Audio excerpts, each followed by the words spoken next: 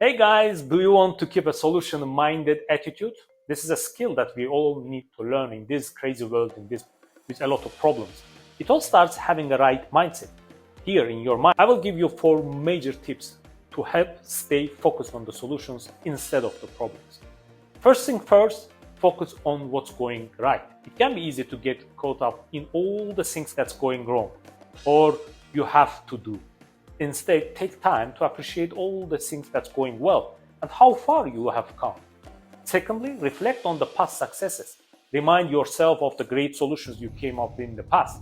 Reflect on what went right and how you can apply the same strategy in similar situation. Maybe because the history keep repeating itself. Third, brainstorm ideas with others.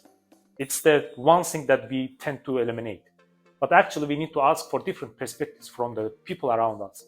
Together, we can come up with fresh ideas, approaches that really maybe we will not think about. And lastly, take action. This is the most important part of the tips that we are talking here. Don't stay stuck in the paralysis by analysis or just talking about the issue hours and hours and talking to this problem to everyone that you know around you. So instead, get up, write down the solutions, and try something to move the solution forward. Okay? Take care.